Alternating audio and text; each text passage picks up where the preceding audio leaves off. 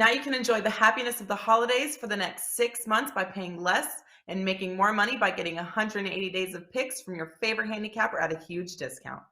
This limited time Christmas special gives you a 90-day all access pass with a handicapper of your choice at WagerTalk.com, plus an additional 90 days of all access passes at no additional cost, an $849 value.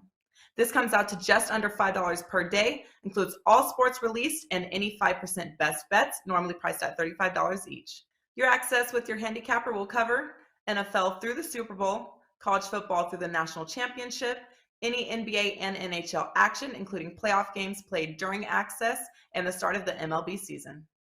Plus, if your handicapper does UFC, soccer, tennis, or any sport, yep, it's included. Happy holidays from everyone at WagerTalk.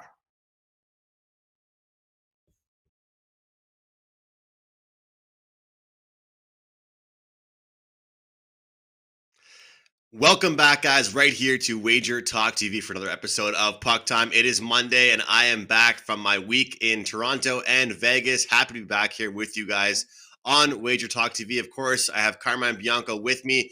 Before I get started, I want to just thank Carmine and everybody that filled in and helped out last week on the show. I was able to tune into a couple of the shows, especially when I was flying home last week, catching the Friday show. So I do appreciate everybody for stepping up and joining Carm for carrying the load on the show. And I just want to say how much fun it was, Carm, joining you, your wife, and Prez and Viv, and going to dinner together, how much fun that was. Finally getting to meet you in person. So it was just a great time. And I have to mention, Carm actually gifted my girlfriend and I a show in Vegas, and we got to see it and enjoy ourselves and laugh and have fun. So it was a great week. So thanks so much to Carm and his wife, and I'm happy to be back, man. Yeah, that was actually, that money was supposed to be on the Eagles for Dan, our producer. No, just kidding. It was it was a great time. I'm glad you enjoyed the Grey Cup as well too. You got to see one hell of a game there in Hamilton. So it's probably one of the best ones I think in the last 5 to 10 years. I have to believe. But you got to see a good game. You got Vegas. You got better weather because it is cold here north of the border. Guys, thanks for everyone in chat for hanging in. A few technical difficulties on a Monday in this weird world that we're living in right now. But I'm looking forward to it. Only 2 games. And before we get into those games, obviously, you're seeing a lot of NHL games get canceled. I think the good news is and we were talking about before the show, I believe the NHL is, at least the NHL players are going to scrap the idea of going to the Olympics. I think that was a bad one. My idea was, and I thought it was a good one, was just shut down the season for a couple of weeks, let players go back to their families, enjoy the Christmas holidays, put tighter restrictions in place, daily testing, and then in February, where the NHL was going to shut down, don't send the players, don't go to the Olympics. Just have amateur players play in the Olympics, and you can make up all of those canceled games that we've had thus far, and for let's say the next couple of weeks, those can be played in February. You can make the schedule. The NHL can fix the schedule to make that work, and then from March onwards, you can have your regular NHL schedule and get into the playoffs and finish the season the way it's supposed to be finished, because the way it's going right now, it's an absolute disaster. And taking 30 days off in February would be one of the dumbest things the NHL and the Players Association could do. So hopefully they listen to themselves, because there's a lot of players talking about it right now. The protocols in China are completely different than the protocols here. And you heard Connor McDavid talk about the fact that he doesn't know if he'd have to isolate for 3 to 5 weeks upon returning back to Canada. So that's one of the things. The protocols here in Canada are a lot different than they are in the US. So you have to take that into consideration too. So let's hope the NHL does the right thing for their players and for their fan base, Andrew. Absolutely, Carmen. And that month that is wide open should be, dedicated to filling in some of those games, because as we're seeing right now in this very moment, we were supposed to have a couple more games to discuss, Carmen and I today on the show. Now it's just 2 games. We have the Wild and the Stars and the Sabres and the Blue Jackets for today. We were supposed to have several other games, and throughout the rest of the week, we're supposed to have more games, but now we will not see any cross-border games take place, at least for the time being. And, I really want to see Olympics, Carm. Everybody wants to watch the Olympic hockey, the best against the best, representing their countries, but it's just not in the books, like you mentioned. Some of these players have mentioned they're willing to do whatever it takes. But the problem is, as far as the NHL is concerned, there just might be too much hassle on the other end when they come back and return, like you mentioned. And that's really the biggest issue. So, I think that Yeah. what you said there is a really good idea because, getting the different restrictions and all that kind of stuff after the Christmas holiday. The problem is that it is the holiday, right? It is the holiday season. If this was in the middle of, let's say, February, when all of the holiday stuff is over with, they can kind of cut to the chase right away and start putting in these new rules. The fact of the matter is, we're about to jump into Christmas and New Year's and yada, yada, yada. So then now they have to figure out, okay, when are we going to put these new restrictions into place and how fast do we do it? Because for right now, I mean, I'll say this, I got to meet Ralph, and I was with Brian, and I got to meet him, and Marco went to lunch with them, and I was explaining to them the time zone difference for me in my hometown and Vegas, Carm, 4 hours, right? So it was already interesting, changing my routine when I'm looking at games, when I'm releasing picks.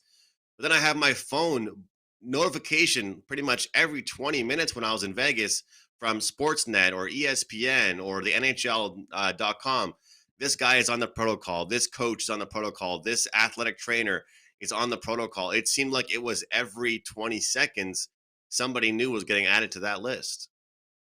Yeah, and this is where we are right now. The whole cross-border thing, and this is why all 4 games are canceled on Wednesday. But the regulations in Canada and the U.S., like as I stated, are completely different.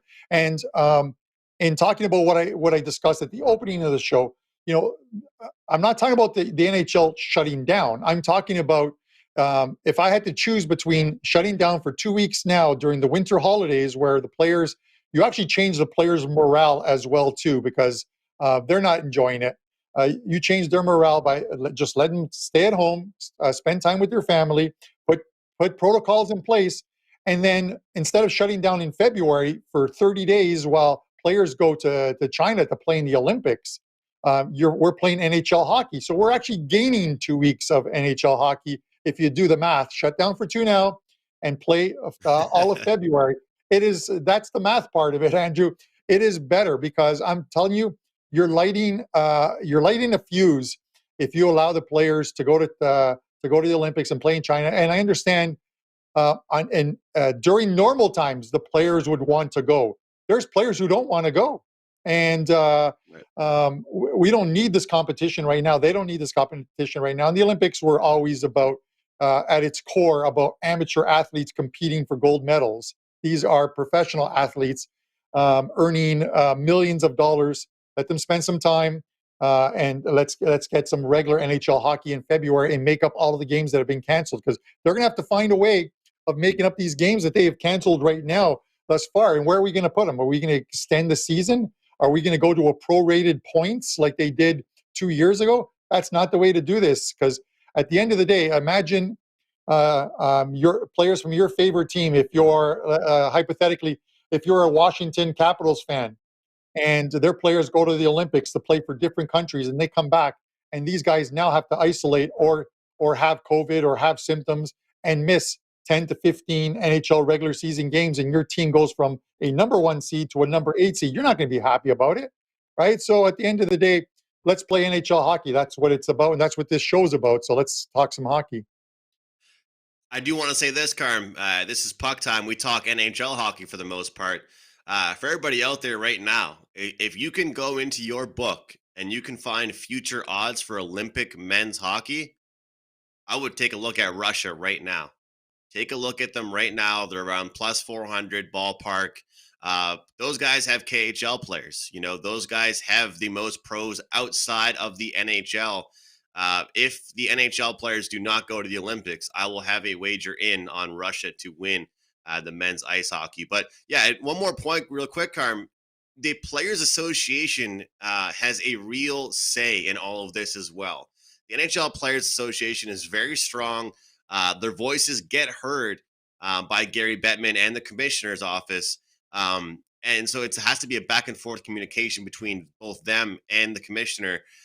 So people think it's just the commissioner saying things or it's just the players. I personally am happy to see some of the players speaking out. But unfortunately, when that happens, it kind of causes a delay in figuring out what's going to happen. Yeah, I'm going to go on a different note here, Andrew.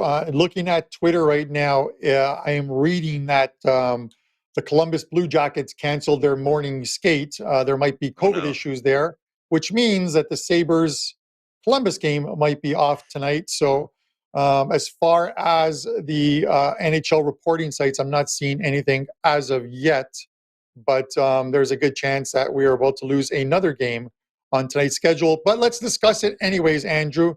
And if they play the game, we'll go from there. All right, yeah, let's do it. That is devastating to hear live on the air, Carm. I appreciate and respect the live update, though, but that is tough to hear. Only 2 games for today. We thought we had now maybe just down to just 1. But let's get into it.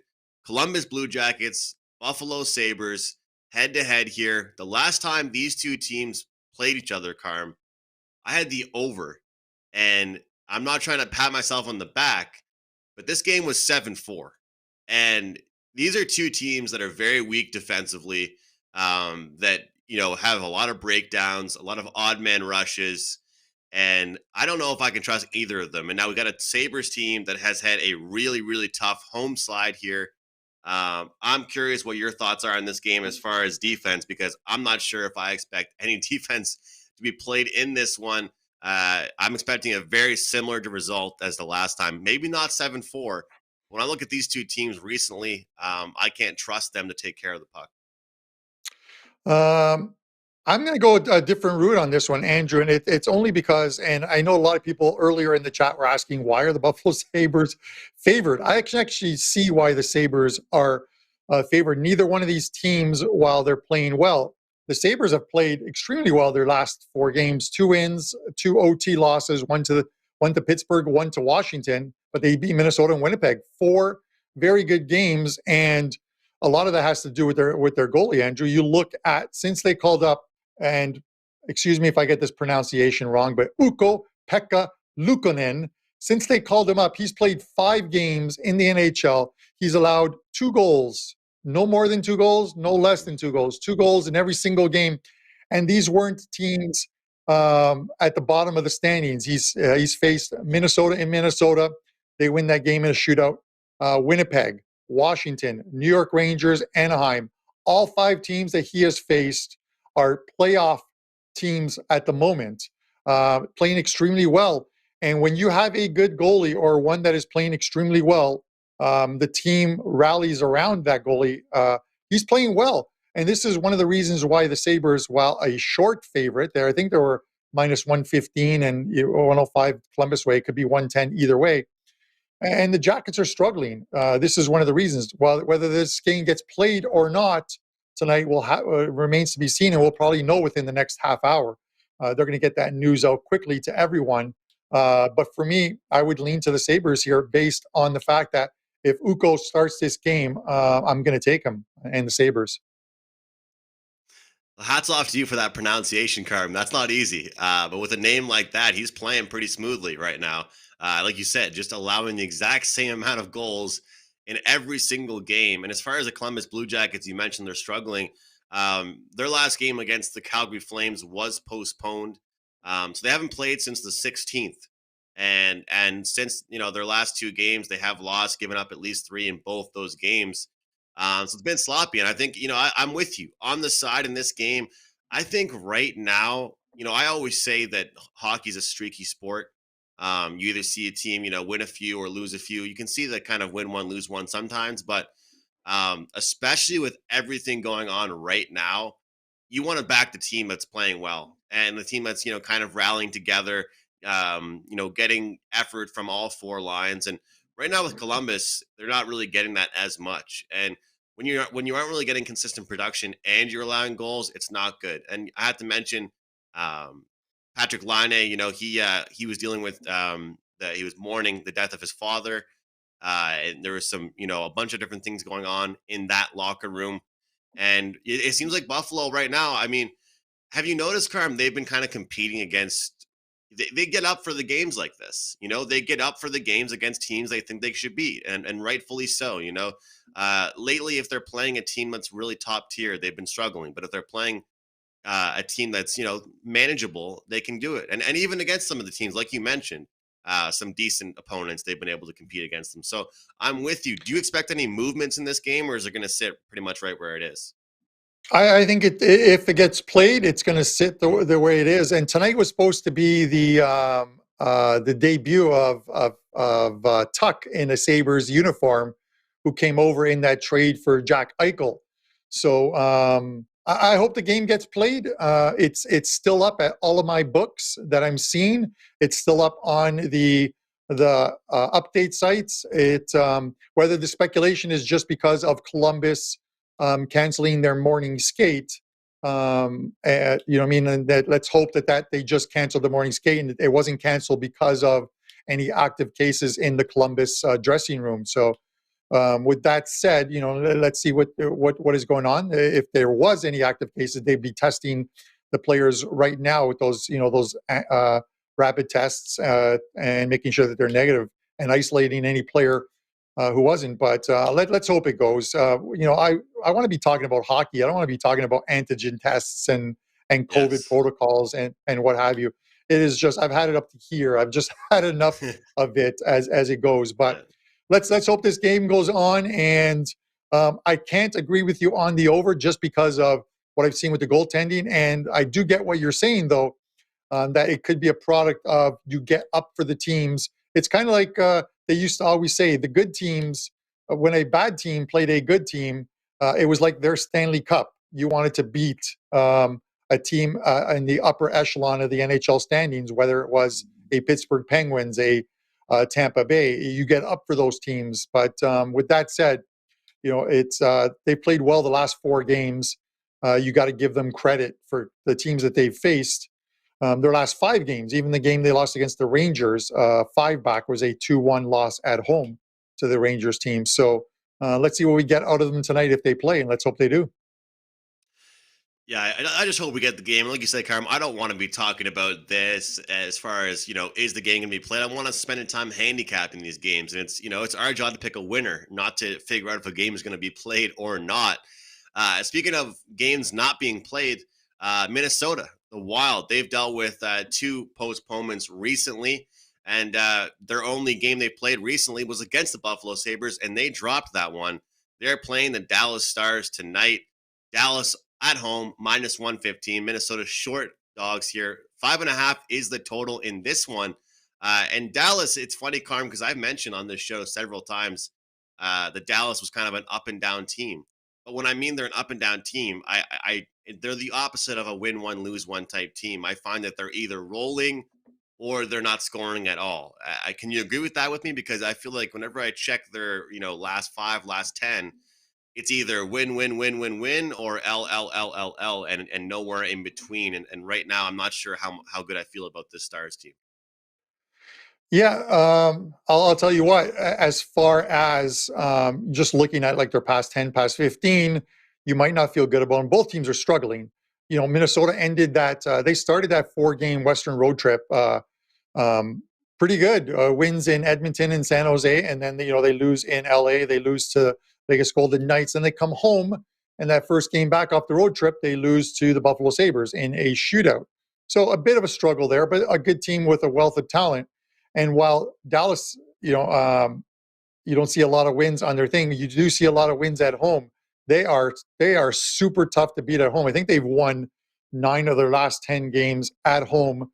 It's one of those things. It is a weird quirk where a team struggles on the road and then comes home, and they are super tough at home. The Nashville Predators 2-3 years ago started the season, I think, with 12 or 13 games. 12 of their first 13 were at home, and I think they won like 10 of them. And then they hit the road and lost 7 in a row. There's no rhyme and reason to it. It's just something that happens. But in the comfort of their own home, you look at this Dallas team, and Their only loss was 4-1 to the St. Louis Blues last week. But and they're playing some good teams. Colorado's mixed in there, Carolina, Edmonton Oilers, St. Louis again. So they're facing good teams. Minnesota is a tough team, but if they'll get Minnesota to play their type of game, which is a low-scoring 3-1, 4-1 type of game, and look at those score lines. You see a lot of 3-1s and 4-1s. For me, it's got to be Dallas here tonight. Sorry, Terry, if you're watching this show. If this game was in Minnesota, I'd probably look at it completely with a different lens. But as far as I'm concerned, it's the Dallas Stars for me tonight.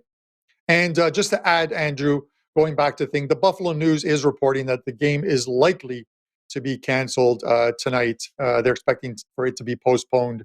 So I'm sure we'll get news of that within the next 15 to 20 minutes. That's frustrating, man. I'm frustrated by that. I mean, I was hoping, we at least have multiple games, at least have 2 games. At least for the next 2 days, we have 2 NFL games each day, Carm. But it's rough, man. And I don't want anybody to think that by me saying this is that I don't take these protocols serious, because I do. And I hope everybody's okay and everything gets dealt with professionally in the way it should be. But it's tough, man. You just don't want to see this stuff happen again. I kind of feel like we're just going in circles right now. You got to wonder if there's even going to be talks of a bubble. All of the questions are going to be raised to what the future is. But Minnesota and Dallas, we have this game, it sounds like. And Carm, well, look, I'm back, my first day on the show in a week, and you and I can't agree on a thing. we can't agree on one thing to start out this week. So hopefully we can both find a winner or two on this. I guess it's just a one game now, so we're probably going to be head to head. But Minnesota, the thing is, I mentioned, bringing this game in. I will say this. I don't like the fact that they've dealt with some postponements. I already said that that's not something I like. I want a team, when I'm right now handicapping guys, I want a team that's kind of been in rhythm, not had to deal with a stoppage here and a cancellation here. But like I said, Dallas, yeah, they scored 4 goals against Chicago. But besides that, it was 4 games until they scored another more than 1 goal. 1 goal against St. Louis, 1 goal against St. Louis again, 1 goal against the Sharks, and then shutout against the LA Kings. So, maybe that Chicago Blackhawks win for them kind of is a rejuvenation and bounces them back. But I need to see Dallas do it again before I can buy into it, because a healthy Minnesota team with only one guy, Spurgeon, on that IR, I trust their offense to get going, and losing against Buffalo 3-2 and then giving up 6 goals against Vegas. I expect them to bounce back. I believe we'll see Cam Talbot in net. We disagree on the side, Carm, but what about you for the total here? Total's going over for Minnesota right now, and the total's back to going under in a large part for the Dallas Stars. Yeah, it's tough, Andrew. It's good because if we play the Minnesota style of hockey, this game goes over the total. If you play the Dallas Stars home ice type of hockey, and again, we talk about all the time, who will instill their way of how the game is played. Right. If the Dallas Stars come out and play a tight checking game and shut off center ice, this game devoid of a whole bunch of penalties and some power plays and some goals, this game stays under the total. The total is pretty much split at and the books are telling you about that as well too, at 5.5, and the juice is -115 and -105. Essentially, you're going to see -110 both ways at some point. They're telling you it's 5.5. Pick your poison. You want the over? Do you want the under? If you believe Minnesota is going to win, I believe you take the over. If you believe Dallas is going to win, I believe you take the under. That might be the simplistic approach to it, but that's how I'm looking at this game. Speaking of that Chicago win, that ended that zigzag of 13 straight games for Chicago, zigzagging. I did suggest, if you believe in the zigzag, take Nashville against Chicago at plus money, and I did. Nashville did beat them, but Chicago with 2 straight losses. So the zig is done as far as that goes. But we're probably on the opposite sides here. I like Dallas in the under myself. I would agree with you, and I wouldn't even go as far as like you said, Carmen. It's not. I wouldn't say it's a simplistic way of thinking because I do that all the time. I think that you can look at the way that you think your team is going to win. Sometimes you can say, you know what, if my prediction on the side is right, that the score is probably going to be around 3-1. If the score is 7-4 tonight, you're probably going to think Minnesota won the hockey game, and that's not really a surprise to anybody. So I'd probably agree with you on that, but I am curious to see if Dallas can continue to build off, the 4 goals he scored against the Chicago Blackhawks. But Carm, let's go to this. What's going on for you in other sports right now? How's the soccer world treating you? NFL, college football. What's going on with you otherwise besides the NHL? Yeah, last week, I'm going to tell you, last week was probably one of the biggest roller coasters of the season for me as far as soccer plays go. It was every single day was feast or famine. It was unbelievable. I would go 4-1 one day, and then I would go 1-4 the next day, and then I went 5-1, and then I go 0-3. It was absolutely unbelievable because that normally doesn't happen. I think I sent you and Prez a text. There was one day where I'm like, oh my God, I'm about to hit the golden sombrero where you go like 0-4, and it's the worst. But for the most part, it has been great. I think a lot of it has to do as well too with uh, we're just not getting the information out, or the information is not coming out until like game day, and then you find out an hour before the game that 3 or 4 players are out, and all you see is illness beside their name, and you know it's COVID protocol.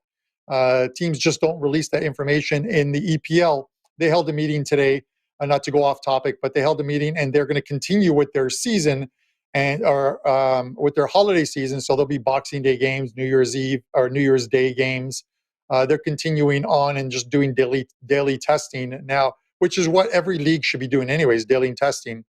So with that said, um, the next week or so of soccer is going to be extremely busy because all the leagues are still in action. Other than Germany, they go on a 2-week winter holiday, but all the other leagues are in full force. And I'm looking forward to having, knock on wood, a monster week.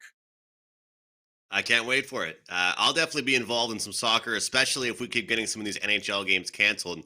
I'll tell you, Carm, it felt so weird to be texting you when I was in Vegas at the book, and it's 10:30 a.m. or 11:30 in the morning, and watching some of these EPL games when I'm used to watching them at like 3:30 or 4:30 here in Eastern Canada. So, and NBA for me, Carm, I've been handicapping a lot harder with the NBA, and I guess it's probably good timing based on what's going on right now in the NHL. So clients can expect a lot more NBA hoops action. And Carmen and I always stress 3-day and 7-day passes, but we're not doing that to try and get you guys on for longer. We're doing that because it's the best way to go as far as your investment purposes, but also information wise. You're going to get those plays the second that we send them out. And right now, Carmen, I'm sure you would agree, of all the time, I think that ever since I've been with WagerTalk, this is a time that you don't want to be buying daily picks. You want to have a day pass, 7-day pass, so on and so forth, because I have not been releasing my plays early. I am, sacrificing that overnight send for some closing line value, whatever it may be, to make sure that I know who's playing, who's the starting goaltender.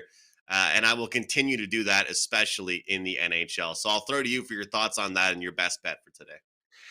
Yeah, definitely. I always advocate, and I say it on Fridays, especially you get the 3-day all access Friday, Saturday, Sunday. You get all the plays, or even on a busy day where if you go to like my capper page or Andrews and you see 4 or 5 daily cards loaded, be it across different sports platforms, is to get the 1-day all access. I'll use a perfect example of a Saturday where I had a 5% soccer play up, and I had a package with 6 other soccer plays in it. The 6 soccer plays, all 4% won. That's 24% bankroll gain. The 5% play lost. So if you only bought the 5% play, you're upset. You lost the play. If you bought the 1-day all access, you are up almost 20% bankroll gain on the day, and you are happy. It's why it's so the whole matrix thing. don't take the blue pill. Get a long-term package. Someone like Gianni advocates it. He says, judge someone long-term. So even the shortest of the long terms, that's a little pun in there, but the 3-day all access, I think, works. So you get all of Friday, Saturday, and Sunday. It's a great deal. And I'll put something together for tomorrow's show and put out a super good deal on a 7-day all access package. So you can get a bunch of plays. With that said, before I get to my best bet, when I put out a 3-day all access a 3-pack, and a game or two gets canceled, I'll always add a couple other games for the next day because I want you guys to get what you paid for. So with that said, let's get into the best bet segment. Originally, it was supposed to be the first period of the Sabres game, and I was going to take the Sabres minus 110 as the show best bet. I haven't given our production crew enough time to get the proper best bet up, but I'm going to take the Dallas Stars tonight in this game. Stars minus 115. That's my play for tonight as a show best bet. Well, it's only Monday. The gloves are off. It's a tilt at center ice, and Carmine and I are going head-to-head already. I'm on the Minnesota Wild. I think this is a bounce-back game for them. I think that they'll get back to their scoring ways. They have so much talent offensively, and right now, last several games, I'm not really seeing it from the Dallas Stars. We'll see if they can build off that win against Chicago. But Carm's right. They play really well at home, so it'll be interesting to see what happens tonight. But I'm going to go with the more offensive team and back them tonight. So Minnesota on the money line for me. Good to be back here on the show. Feels great. I had that nice good to be home feeling yesterday. Good to be back on Puck Time today. And it's good to be back kind of leveling out the average age on this show for the week, Carm. I figured last week it was kind of struggling, so I had to come back and level that out for you guys a little bit. But Minnesota for me, Dallas money line for Carm. Just one game on tap. We're on different sides. Whoever you tail, best of luck. Whoever you're playing, best of luck. And I'll try and get some player props tweeted out today, whether it's on my account or the Puck Time Twitter account as well. On behalf of Carmine and Bianco, our producer, Dan, thank you guys so much. We'll see you tomorrow. We know this business is loaded with competitors and copycats, and we are very proud and extremely excited to be one of, if not the premier sports betting information provider in North America.